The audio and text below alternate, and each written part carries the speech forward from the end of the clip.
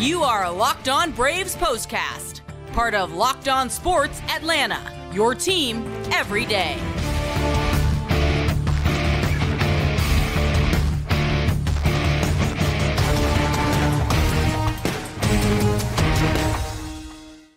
Hello and welcome into the Braves POSTCAST, part of Locked On Sports Atlanta and part of the Locked On Podcast Network, your team every day. And your team for this one, the Atlanta Braves came up short in Chicago. It was a chilly night, not exactly baseball weather, but the Braves unable to break out the bats, and a 3-2 loss as the White Sox get their first win of the year and even up this series in advance of Wednesday, in which the weather might be a little bit worse. But before we get too far ahead of ourselves, we will get to Wednesday. We got to talk about Tuesday's results, unfortunately. Grant McAuley and Jake Mastroianni with you. Make sure you leave us those likes and comments right here on this video. Share the show with a friend and subscribe to Locked On Sports Atlanta here on YouTube if you have not already. Subscribe to Locked On Braves wherever you get your podcast, because you will get the audio version of this plus all the great stuff that Jake has for you all season long as well. Today's episode brought to you by FanDuel. Make every moment more. Right now, new customers get $200 in bonus bets with any winning $5 bet. That's $200 if your bet wins. Head on over to FanDuel.com/lockedon to get started there. Jake, we've seen a lot from the Braves offense over the first few games of the year, the first 4 to be more precise. We did not see quite as much outside of Marcell Ozuna on Tuesday in Chicago, though. Yeah, rough game for the offense to get going. We talked a lot about Crochet, and I'm sure we'll continue to do so on today's podcast, but he was really, really good in this game. Braves hitters having trouble catching up to that high velocity, and I thought he really had good location, command, and Braves hitters just a little slow coming out. I thought they had some better swings as the game went on, but just weren't able to come up with the big hit when they needed it late.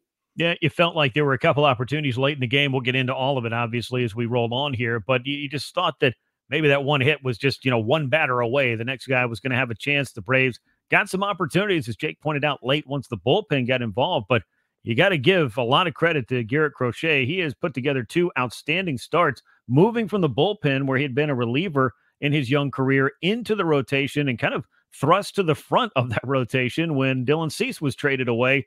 They needed somebody to step up. And I would say Garrett Crochet has checked that box thus far for the White Sox. A very good first impression and, second impression for that matter as well.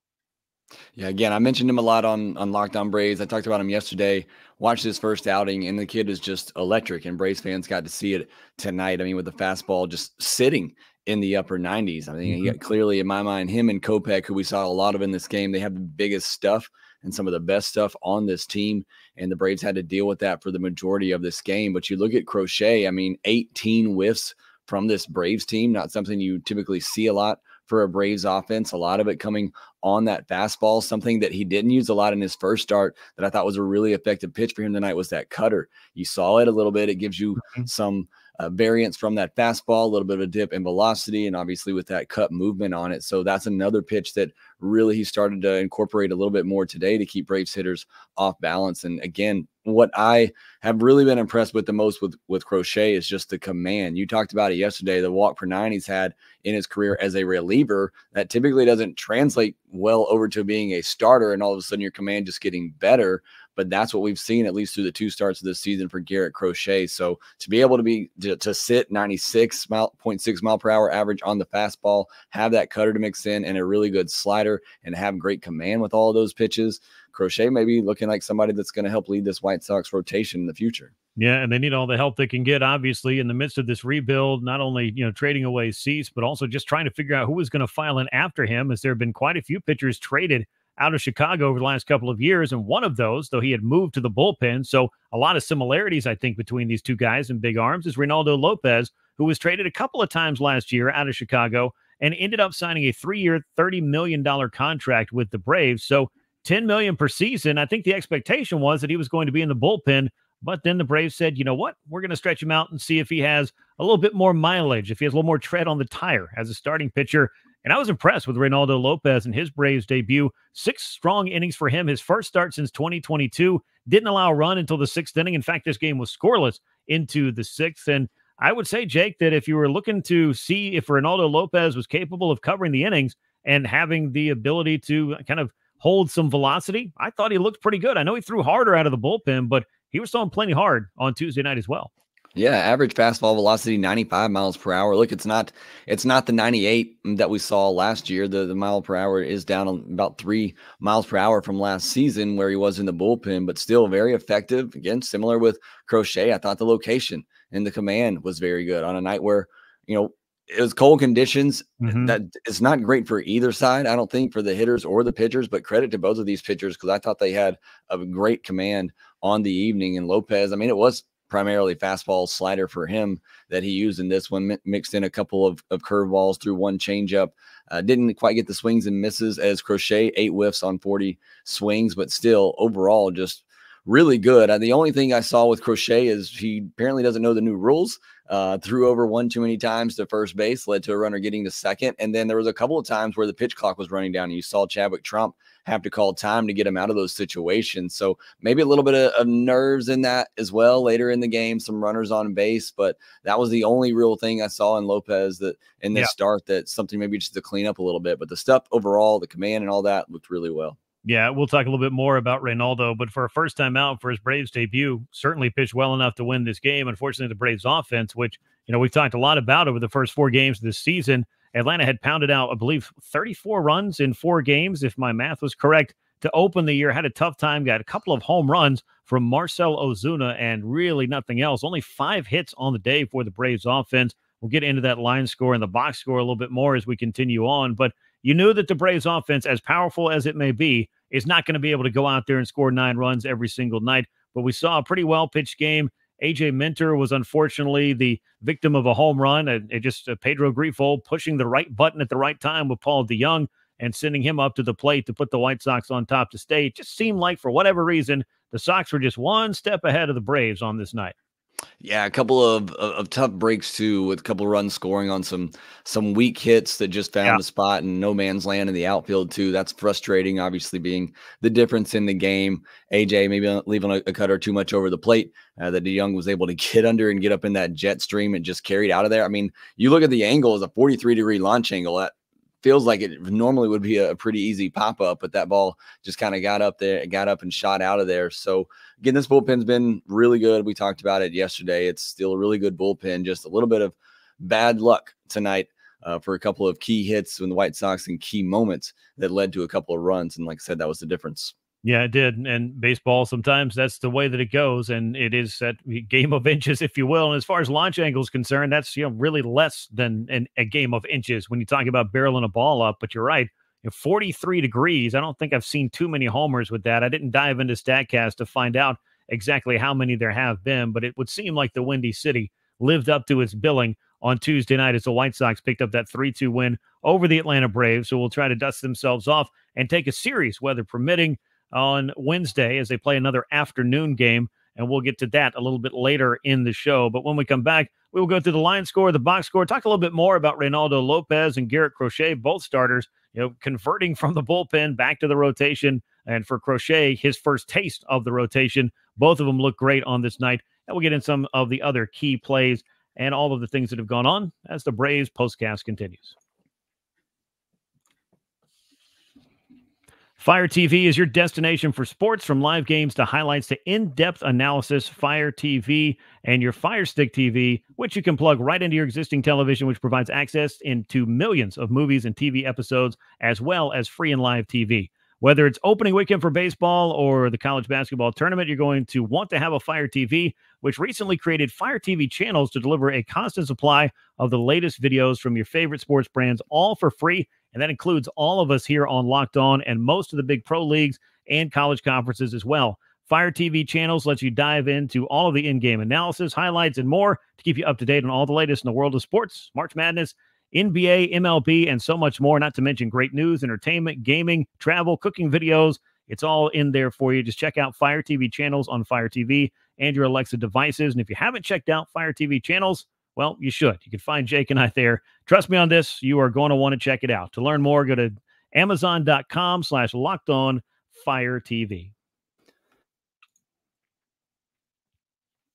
Well, the Braves and White Sox have now evened up this series at a game apiece after Chicago was able to hang on for a 3-2 win over the Braves on Tuesday night. Let's go through the line score and the box score for this one. Not a ton to talk about. It's been a lot of activity the first few games for the Atlanta Braves, but not quite as many here lately. 2 runs on 5 hits, no errors for the Braves, who suffered the loss and dropped to 3-2 on the year. 3 runs, 7 hits, no errors, just some timely knocks for the Chicago White Sox, who are now 1-4. The losing pitcher, A.J. Minter, is now 0-1 on the year, and the winner was Garrett Crochet, who pitched absolutely outstanding in this one. We talked about him some already in the open of this one, and this matchup with Reynaldo Lopez, 2 pitchers with some parallels moving from the bullpen into the rotation this year. I saw Sarah Langs of MLB gave us a great stat on Garrett Crochet, 8 Ks in each of his first 2 starts, so 16 in total. That is the most ever by a White Sox starting pitcher in his first 2 career starts. White Sox, Jake, are a pretty old and storied franchise, and Garrett Crochet has carved off a little piece of history there. That's not bad. Yeah, that's not bad at all. I guess a guy that's never started before, not even going back to college, really did he start much at Tennessee, if at all. So really impressive stuff from him. Again, big stuff. I think, you take away that key. You never know what's going to happen with that velocity going from the bullpen to the rotation. For him, it hasn't taken a drop at all. And to be able to carry that late into the game, you saw a couple of times where it dipped down a little bit. For the most part, was able to maintain it deep into the ball game. Yeah, and Crochet overall able to toss 7 innings very efficiently, just 3 hits allowed. Did give up the solo home run to Marcell Ozuna, 1 walk to go with his 8 strikeouts. On the other side, his counterpart, Reynaldo Lopez, 4 hits, allowed just the 1 run, not until the bottom of the 6th inning. 2 walks and 5 strikeouts. Jake, you mentioned the disparity in the amount of swings and misses between Crochet and Lopez, but still able to pick up about a strikeout per frame is Lopez. I think he's going to start to add some velocity as he goes along and just continues to build on what was a spring in which he's getting back to a job he hasn't done in a while. I guess on the flip side of that coin, and maybe we can get to this in a moment, Crochet threw very hard across those 7 innings. He's thrown great in these first 2 starts. I'm kind of wondering, is he going to be able to withstand the amount of innings that are going to be asked of him? Because we know the White Sox are looking for a few good men when it comes to starters. Yeah, that's going to be the key thing to watch, I think, for both of these guys this year, Lopez and Crochet, is how far can they go. I don't know that Crochet's thrown over 60, 70 innings, I think is what I heard before this in a full season. So how much are the White Sox really going to be able to get out of him? And Lopez, look, he's somebody that, going back to earlier in his career when he was a starter for the White Sox, he was going 180 innings back-to-back years early on there. So he's at least done it before, but we'll see how much the Braves are actually going to push him. But certainly a good start for the Braves as a starter with Ronaldo Lopez. Lineup, obviously not as great as some that he's going to see throughout the year, but still, be able to get those results and, carry the velocity that he had. There wasn't a dip. And that's one thing that I talked about, what I want to look at with him is whatever that velocity is going to be, maybe it's going to be more 94, 95, 96. Does he maintain that for 5, 6 innings? Even if it's not going to be those 97s, 98s we saw at the bullpen, can he at least maintain the velocity that he's going to be at as a starter deep into the ballgame? And he did that. And I agree with you. I think we possibly do see a velocity tick as the season goes on. He talked about that in spring training a little bit as well, that he feels like he's going to get that velocity kind of back as he gets more into this role. And I'm sure for him too, trying to fill it out, like when does he need it? And when maybe times where he needs to go after it a little bit more too, going back into the starting role. So I think certainly this was a great first outing for Lopez, and one that hopefully continues as he tries to stick in that 5th spot. Most definitely. And just looking at the Braves offense in this one, or the White Sox, they got it started with the run that they scratched across against Lopez in his 6th and final innings worth of work. The Braves got the immediate answer in the top of the 7th with Marcell Ozuna. The White Sox, meanwhile, scored again in the bottom of the 7th, the home run off the bench by Paul DeJong off A.J. Minter.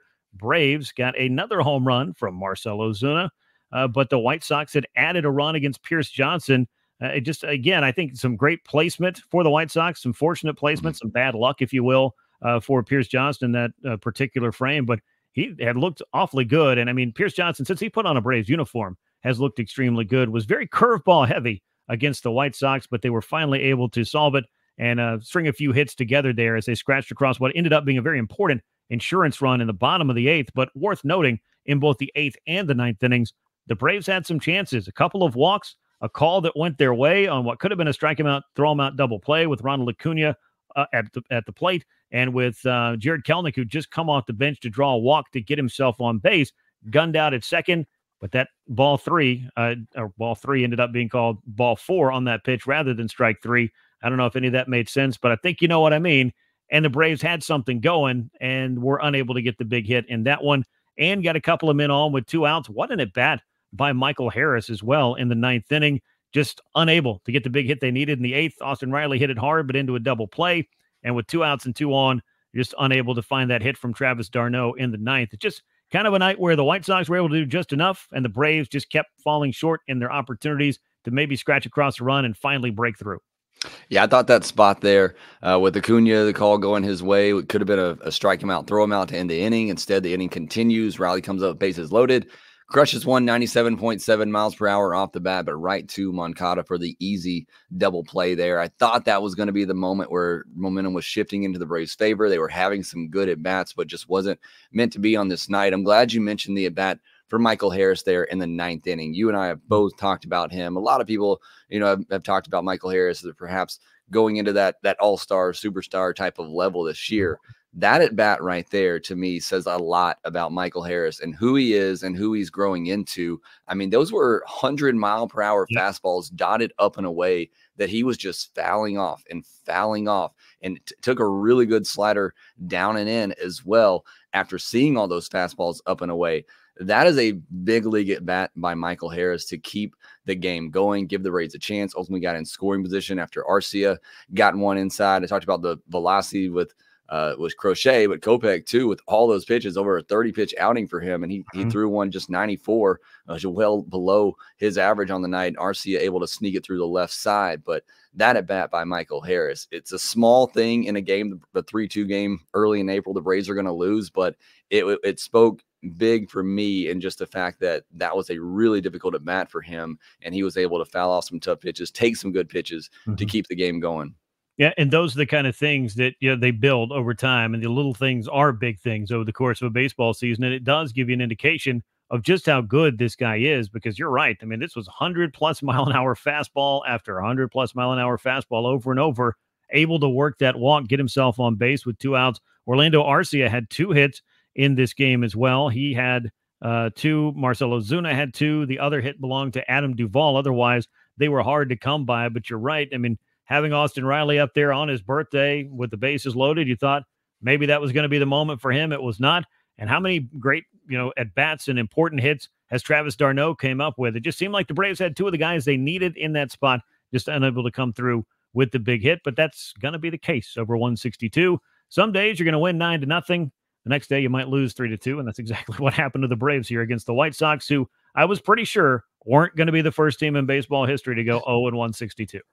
Yeah, sometimes you don't like facing a team that's coming on a big losing streak, because the odds in baseball are they're going to win a game eventually. It's just the way things go. But I would have loved to see that streak continue through this Braves series. You talk about d'Arnaud coming up. There's not a lot of batters on this team that I want up in that situation more than Travis d'Arnaud. He's typically somebody that's going to give you a good at-bat, put the ball in play. Unfortunately, just missed fastball. Had to know he was going to get a pretty good pitch there, 3-2 with Acuna on deck.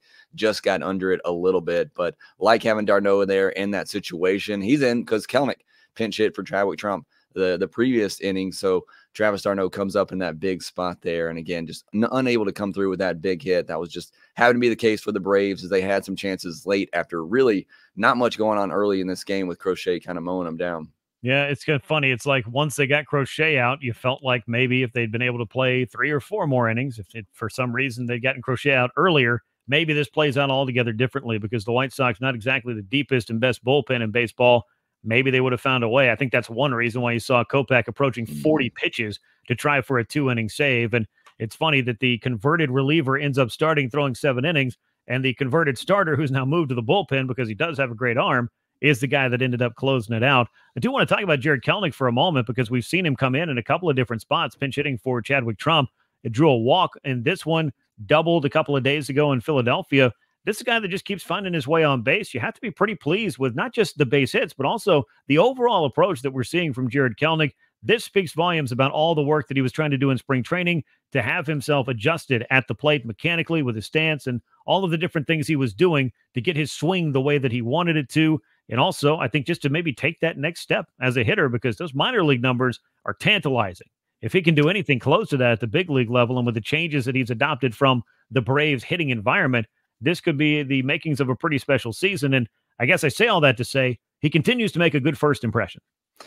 And I think it speaks a lot to the character of Jarred Kelenic. I mean, you're talking about somebody coming from Seattle who, many people said maybe a little bit immature. He made some bad decisions that kind of hurt the team last year. I know with the injury he had, kicking the cooler and all that. But this is somebody who came in, looked like he was going to get the everyday job. Midway through spring training, they bring in Adam Duvall, say, no, you're going to be a platoon player, strong side of a platoon. But, it limited his role a little bit. And you could have very easily seen him get down on that, kind of be distraught about it. But instead, it almost seemed like it's pushed him even more. And he's ready for these opportunities coming in off the bench. So I think it speaks a lot to Jarred Kelenic just as a person to mentally stay in there with the struggles he's having in spring training. We talked about yesterday, just continuing to make those changes and grind things out. But not only that, just the character development for him of, losing. I don't want to say he lost it, but he had an everyday role up until about a week or two left in spring training. That kind of goes away. And instead, he just continues to get better and better. And I love seeing him, come off the bench in these situations, put up great at bats, and be ready for those moments. Yeah, and I said this when that Adam Duvall signing happened. I didn't think it was an indictment of Jarred Kelenic. It was a chance for the Braves to get better just in general. But to your point, I mean, if he was thinking about it at all, about, hey, am I losing playing time? What exactly is going on here? He hasn't let that show whatsoever. I think he understands the bigger picture here. And as you pointed out, as the strong side of the platoon, meaning that he's the lefty hitter who's going to face a lot more righty starters and I think get more playing time overall, it's going to, I think, work itself out. These things have a funny way of working themselves out over 162, but you want to have the best roster you can, and Adam Duvall certainly made this team better upon signing. But Jarred Kelenic has shown a lot of good things, a lot of good signs through the first 5 games of the season. When we come back, we will talk about the 6th game of the season, 3rd and final game and rubber match in this series with the Braves and the White Sox. Atlanta taking game 1, Chicago evening it up with the 3-2 win here on Tuesday night. We'll set you up for game 3 and let you know at least half of the pitching matchup and maybe talk a little bit more about the weather because that is also a major player in what's happening up in Chicago. That's coming your way on the Braves Postcast. Say goodbye to busted brackets because FanDuel lets you bet on every game of the tourney, whether you're betting on a big upset or a 1 seed. It's time to go dancing on America's #1 sports book. Right now, new customers get $200 in bonus bets if your first $5 bet wins. That's $200 to use on point spreads, money lines. You can even pick who's going to win it all. Just visit FanDuel.com/lockedon and bet on college hoops until they cut down the nets. All right, let's talk about game 3, the rubber match of this series, and it will be Spencer Strider on the mound for the Atlanta Braves. If the weather cooperates, it did on Tuesday night. Maybe it'll hold out again on Wednesday. I know neither of these clubs want to sacrifice an off day to try to figure out when they would be able to reschedule this one. So with that in mind, and with Spencer Strider on the mound for the Braves, no starter announced by the White Sox as of the end of the game on Tuesday night. They're going to have to kind of sort that out. I know one guy we won't be seeing is Michael Soroka, who would throw the next game for Chicago because he started on Saturday. But it should be interesting to see what Spencer Strider does second time out and how he handles some of the not-so-great elements that are in play as far as the weather is concerned for the Braves and White Sox in Wednesday afternoon's finale. Yeah, whatever the case may be, if they get it in, the conditions aren't going to be great. Just looking at it right now, it's basically 36 degrees with 70 to 60% chance of either rain or snow during that time. It does get a little bit better throughout the day, so it may just get pushed to a night game.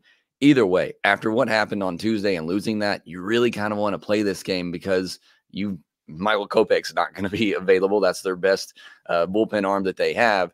And you've already seen Garrett Crochet, but now that the season series is evened up, you really want to win this series against the White Sox. And you feel like you got a great chance to do that with Strider on the mound and maybe a bullpen game. Maybe they're calling somebody up from AAA to start, whatever it may be. It feels like a game that would heavily favor the Braves in this one. And yeah, would love to see Strider get a crack at this White Sox lineup, see how many strikeouts he could rack up. I would have been really interested in seeing him and Crochet go head to head, but to see him kind of follow up what Crochet did to the Braves on Tuesday night, really want to see this matchup and see Strider get back out there, whatever the conditions may be, and hopefully get a series win. I'd love to see them wrap up this series and do that. Oh, Spencer Strider had such an incredible spring, which seemed to be just kind of a launching pad into what could be a very special season for him in general. He was out there against the Phillies on opening day, 8 strikeouts across 5 innings for him.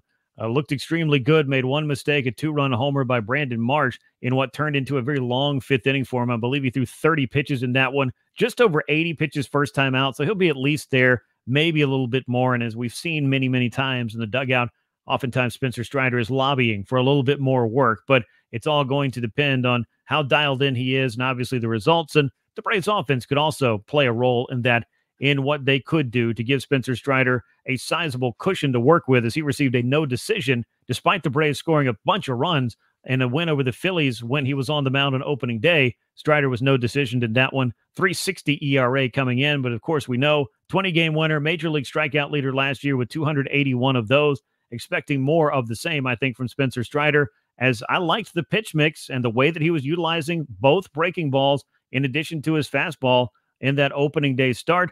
And I think Spencer Strider, and this may be something we're going to be talking about every single year, may be primed for yet another big special season and maybe finding himself in that Cy Young Award talk yet again.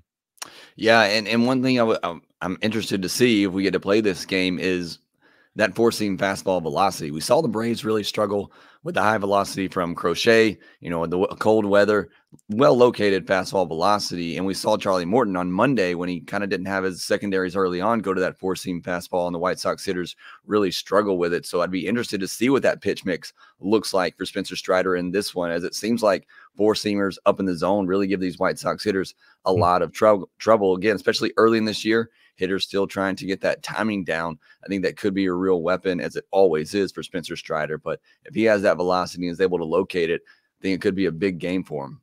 It certainly could be, and we've talked about this before on the Locked On Braves podcast. Spencer Strider's fastball and slider were the two most swung at and missed pitches of 2023. They were 1 and 2. He's the same guy with 2 elite pitches. When I talked to him in spring training after he had unleashed that curveball in that live batting practice, I was asking him a little bit about the secondaries, and he said, look, the changeup, I'm going to know when I need to throw it. I'm not going to try to force it. Same, I think, can be said for the curveball, because he has 2 elite pitches. And when you have that, it's really just about giving the hitter something else that's effective, something else they have to account for, but not necessarily getting away from your strengths. And that four-seam fastball, to your point, I think that's the pitch that makes everything hum for Spencer Strider.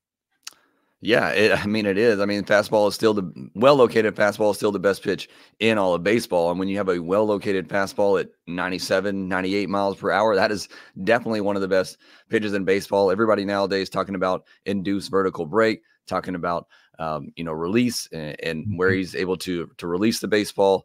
That is big as well today with pitchers, and Spencer Strider does that just about as well as anybody else. So when you got that and you have that and you can go to it, and again, like I said, you've seen a White Sox team that's already kind of struggled with that a little bit. I would mostly lean heavy on that and only go to the curveball and changeup if you really need it. And Strider's smart enough to know that, whether it's this start or throughout the year, what's working for him, when he needs to go to another pitch. There's nobody I trust more than Spencer Strider to knowing when to push the right buttons, when to start to mix in that curveball and changeup. I just think, he's one of the smartest pitchers in the game.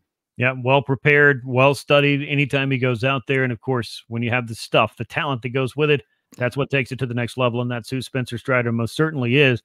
If they are not able to get Wednesday's game in, Brian Snitker did confirm that they will push Spencer Strider back to the home opener on Friday. Jake, I feel like that's pretty obvious, but they would want to do that, because if he misses his Wednesday start, doesn't start Thursday, doesn't start Friday, all of a sudden, that's a really long break between starts, even if they were planning to have Max Fried throwing in that home opener. So it would just push everything back. I don't know that that's really breaking news, but since we have really questionable weather, it was worth throwing it out there that might be one of the scenarios that we see. Again, the White Sox did not name a starting pitcher as of the close of Tuesday's game. We'll see what direction they go. They did sign Mike Clevenger, but it won't be him that's throwing on Wednesday. But they're sending the call out for any kind of reliability they can put into their pitching staff and their rotation, hence the reunion with Clevenger, who has spent time in Chicago prior. Strider, meanwhile, 8 strikeouts on opening day. We'll look for perhaps his first double-digit strikeout game of the year against this White Sox lineup. I would not rule that out. It'll be interesting to see how exactly that all plays out if we are indeed able to play this game. It's set for a 2:10 p.m. Eastern time first pitch. If the weather does push it back, maybe it becomes a night game. Otherwise, and we'll go through all the scenarios when we have more time and when we know exactly what's going to happen. That's going to bring us to the end of this edition of the Braves Postcast. Once again, the White Sox edging the Braves by a 3-2 score to even this series up at a game apiece. Rubber match happening on Wednesday. Make sure you subscribe to Locked On Sports Atlanta here on YouTube to get every edition of the show. Turn on those notifications, and you'll get an alert every time we drop a new episode. Leave us those likes and comments. Make sure you share the show with a friend and subscribe to Locked On Braves wherever you get your podcast. You get every edition of the postcast in audio form and all of Jake's great Braves coverage throughout the course of the season as well. Once again, the Braves 3-2 losers in Chicago on Tuesday. For Jake Mastroianni, I'm Grant McAuley. We will catch you next time on the Braves Postcast. And until then, so long, everyone.